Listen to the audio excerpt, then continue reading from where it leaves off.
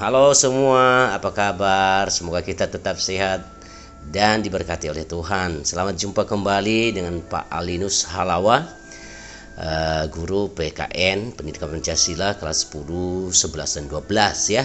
Pada kesempatan ini kita akan berlatih ya bareng-bareng bersama supaya kita semakin paham tentang bahan-bahan kita yang telah kita pelajarin, khususnya bab 3 dan 4 yang ini tentang Bhinneka Tunggal Ika dan NKRI Negara Kesatuan Republik Indonesia. Baik, kita langsung saja lihat soal pilihan ganda ini yang terdiri dari 40 soal ya. Yang pertama kita lihat bahwa bangsa Indonesia itu merupakan bangsa yang sangat besar, baik dari kebudayaan ataupun wilayahnya. Hal ini membawa dampak positif karena kita bisa memanfaatkan kekayaan alam secara bijak atau mengelola budaya-budaya yang melimpah untuk kesejahteraan rakyat ya. Selain dampak positif, juga menimbulkan masalah yang baru. Di antaranya terdapat karakter yang berbeda-beda antara suku bangsa sehingga dapat mengancam keutuhan bangsa Indonesia. Nah, untuk mengatasi ancaman keutuhan NKRI, maka dibutuhkan namanya partisipasi dan juga peran serta masyarakat dalam mengatasi ancaman terhadap integrasi nasional. Apa kira-kira jawaban yang lebih tepat? Ya, silakan dipilih.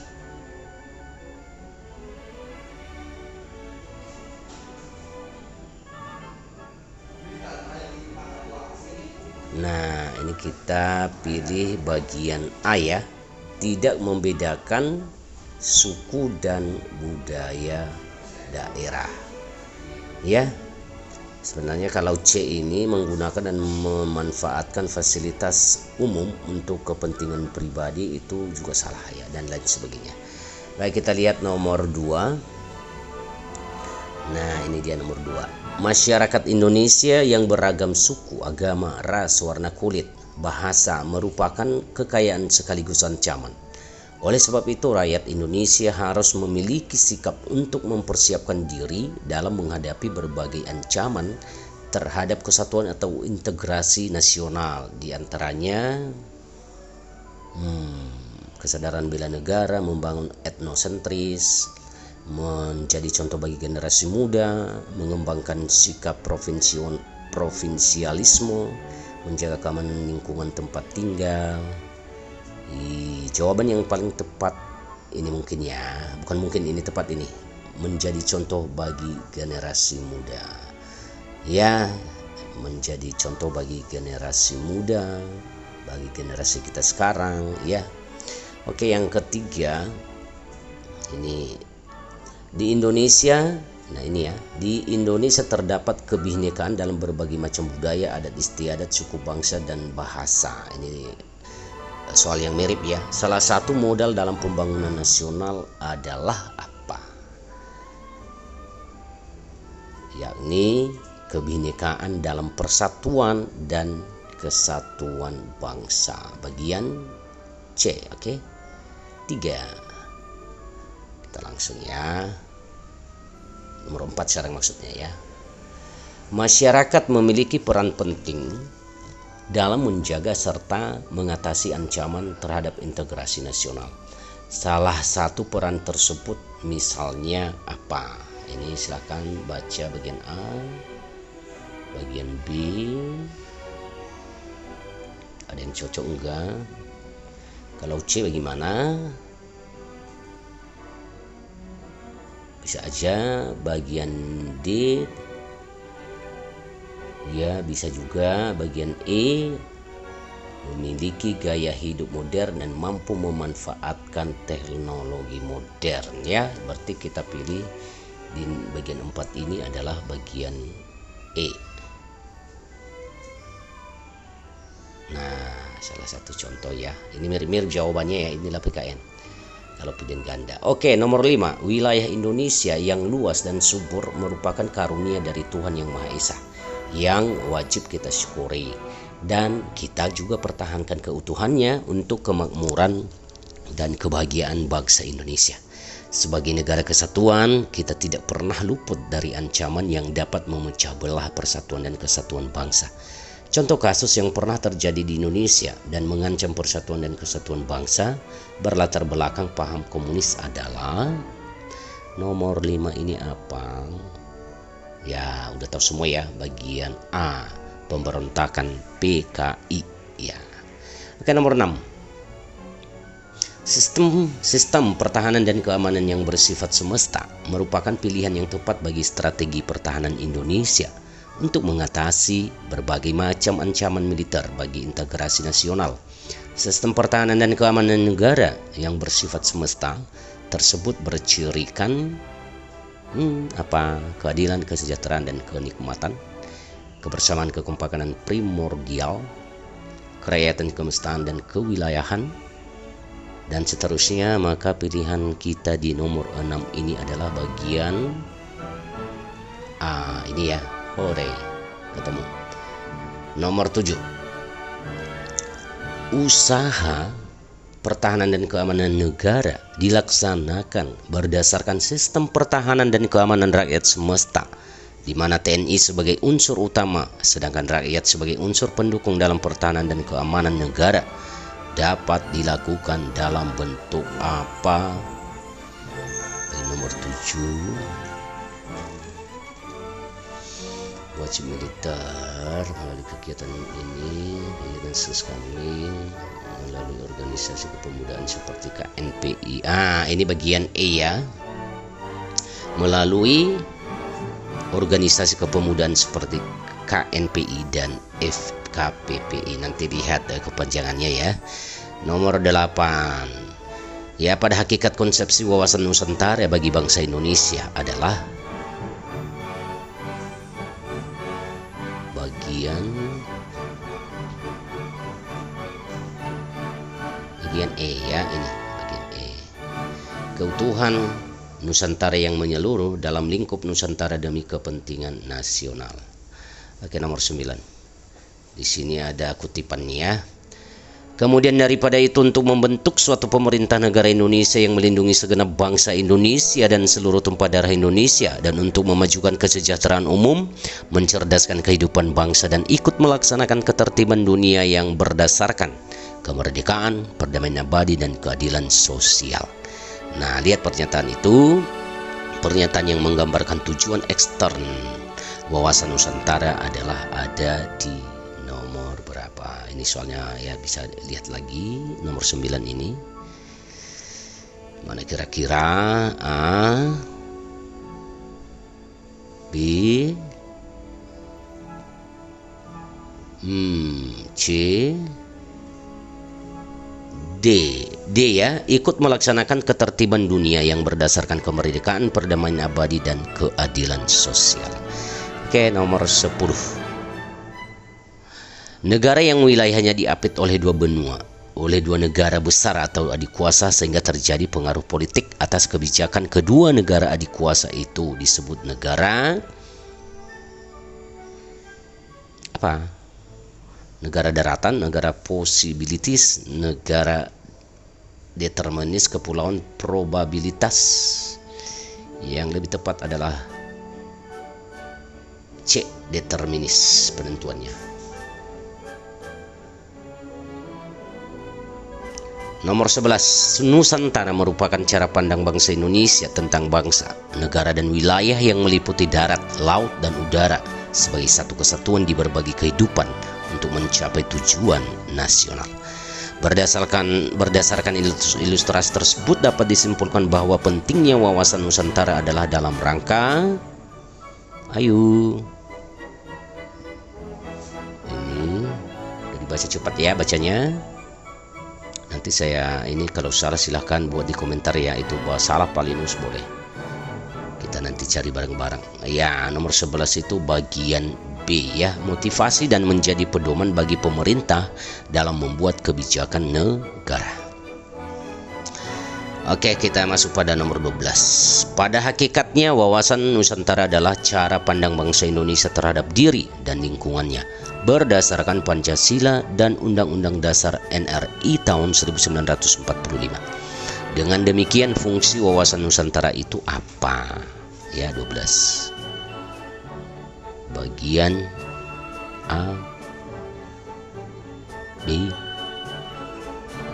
C, D, E. Yang lebih tepat itu adalah berapa? Bagian C ya. Ini bagian C. Pedoman untuk mengadakan hubungan antar bangsa berlandaskan persamaan kedudukan sebagai bangsa yang merdeka dan berdaulat ya. 13. Wawasan Nusantara berfungsi sebagai pedoman, motivasi, dorongan, dan rambu-rambu dalam rangka menentukan. Kita langsung jawab aja ini.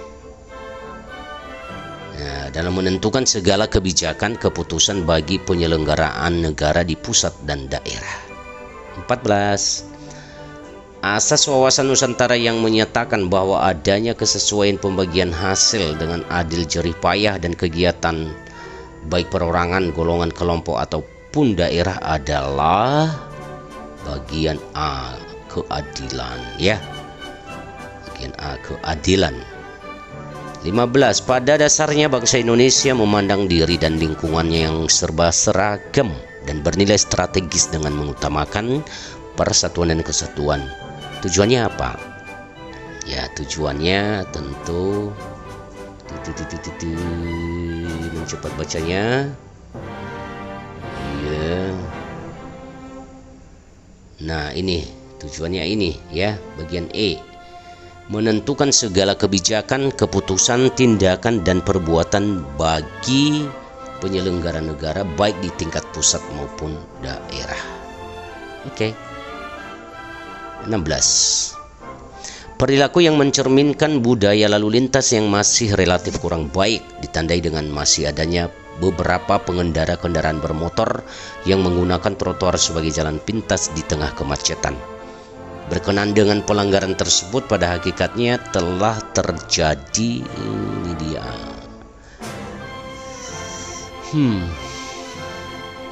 Telah terjadi apa nih? Ayo.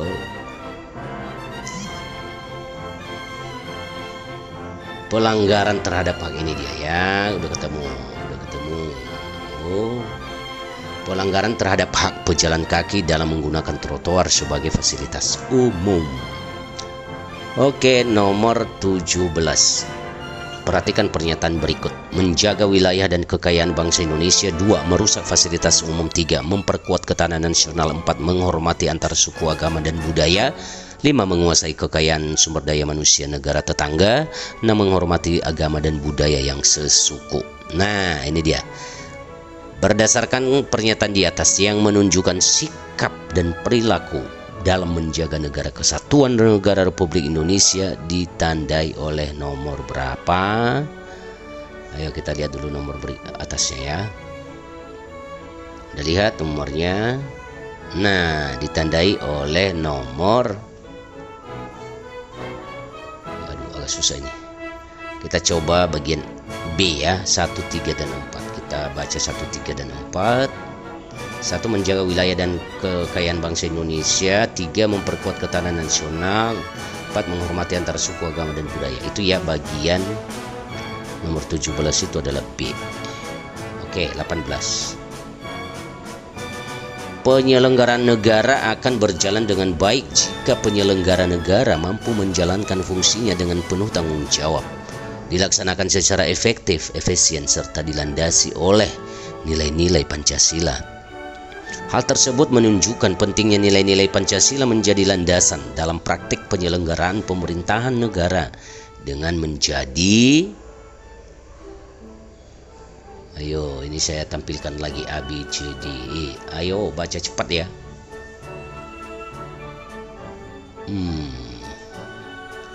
Oke, kita pilih jawaban yang lebih tepat itu ini. Landasan filosofis dalam menjalankan kehidupan pemerintah negara. Oke, kita masuk nomor 19. Politik luar negeri Indonesia merupakan serangkaian kebijakan pemerintah dalam rangka hubungannya dengan dunia internasional dalam upaya untuk mencapai tujuan nasional. Berkenaan dengan hal tersebut, negara Indonesia menjadi hubungan kerjasama dengan negara lain tanpa memihak salah satu kekuatan yang ada. Ini merupakan perwujudan dari mana? Ya, pasti perwujudan dari politik luar negeri bebas aktif. Oke, 20. Mana 20-nya lari ya? Suatu negara dalam melakukan hubungan internasional memiliki kebijakan politik luar negeri yang dianut untuk melindungi kepentingan nasionalnya. Begitu pula dengan Indonesia yang menerapkan politik luar negeri bebas aktif sebagai perwujudan wawasan Nusantara sebagai satu kesatuan politik dengan alasan apa? Nah, itu ya dengan alasan, lihat ya.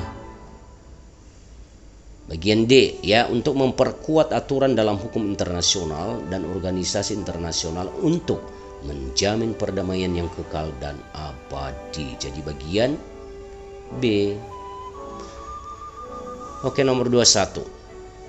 Negara yang tidak menerima pengaruh secara dominan dari negara yang berbeda di sekitarnya meskipun saling berdekatan disebut negara apa lagi nih? Ini tadi soal yang sama kayaknya di atas ya. Determinis ya, C ya. 21 itu bagian C atau bagian D? Ini tadi udah kali ya. 27 dibentuk negara. Oke, nomor 22. Tujuan dibentuknya Negara Republik Indonesia yang tercantum dalam pembukaan Undang-Undang Dasar Negara Republik Indonesia tahun 1945 yaitu melindungi segenap bangsa Indonesia dan seluruh tumpah darah Indonesia, memajukan kesejahteraan umum, mencerdaskan kehidupan bangsa dan ikut melaksanakan ketertiban dunia yang berdasarkan perdamaian abadi dan keadilan sosial. Berdasarkan hal tersebut yang merupakan tujuan eksternal wawasan Nusantara adalah bagian D, menjamin perwujudan persatuan kesatuan bangsa segenap aspek kehidupan nasional. Bagian ini ya. Oke, bagian 23. Salah satu implementasi dari wawasan Nusantara adalah setiap warga negara memiliki kewajiban menjaga persatuan dan kesatuan bangsa.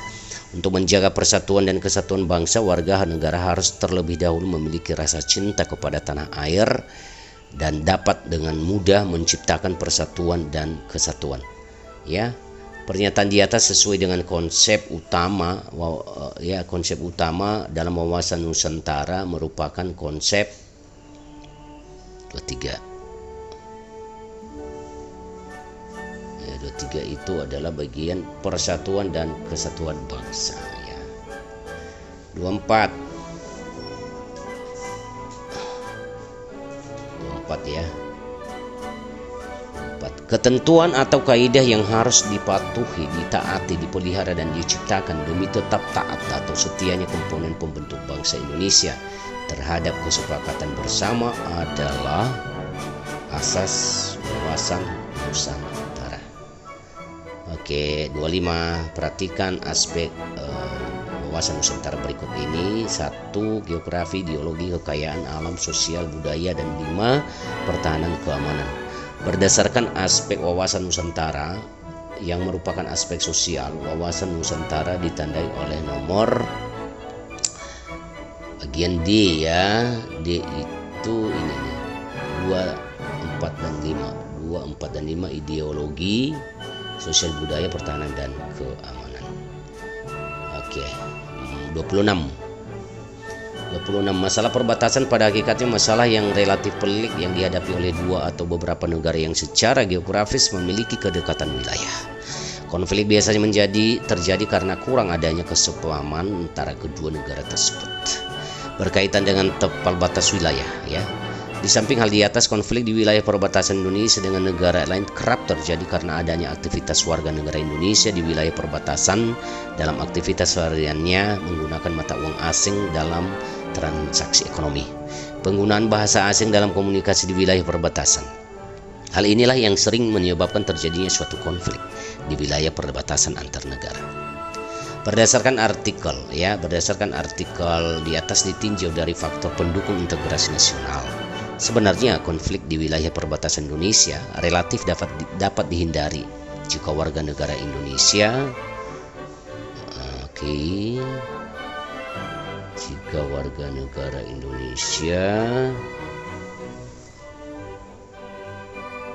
coba lihat lagi ke atas ya.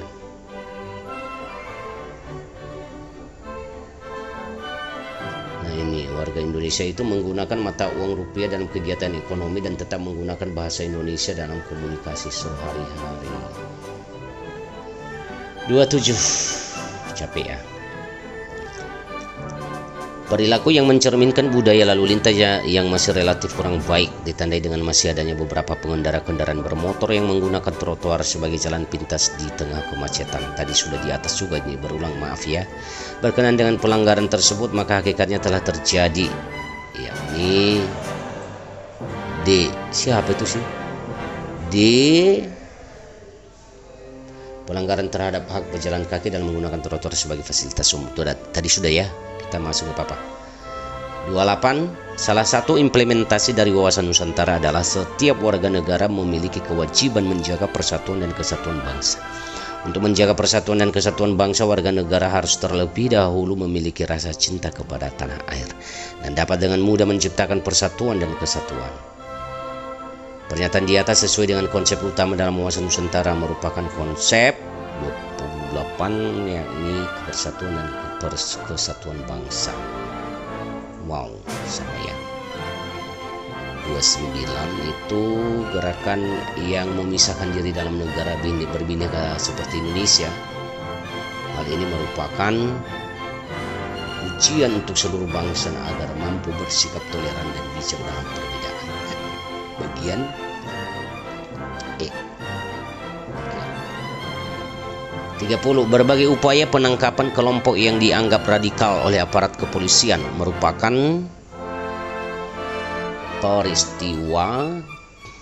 apa nih?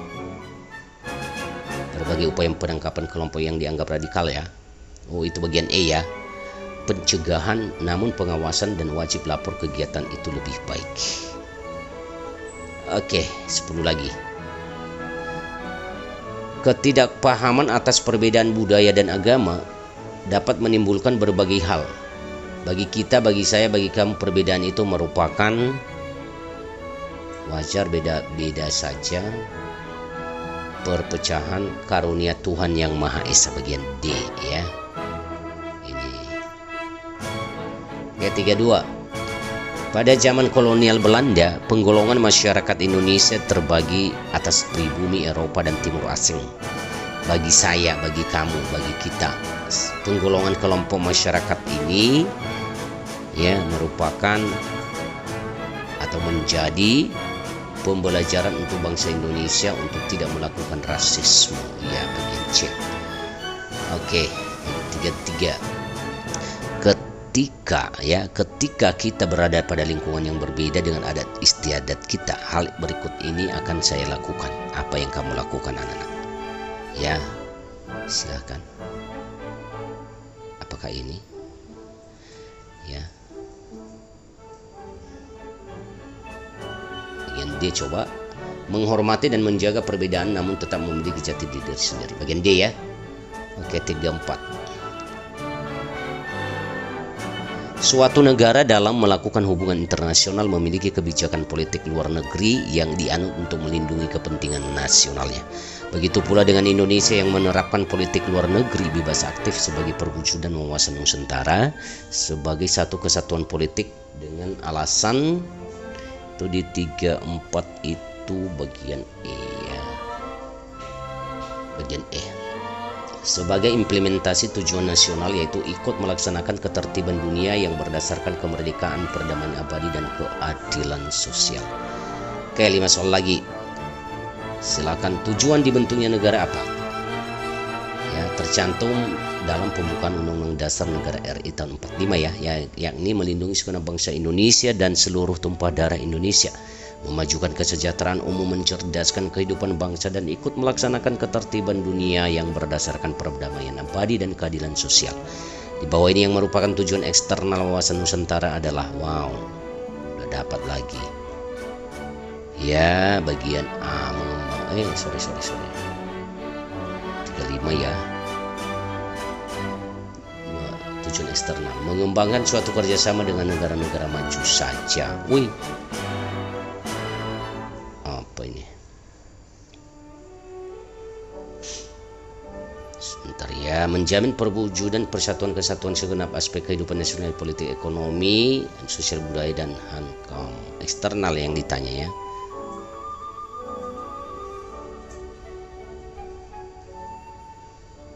Nah, bagian C ya, ini bagian C.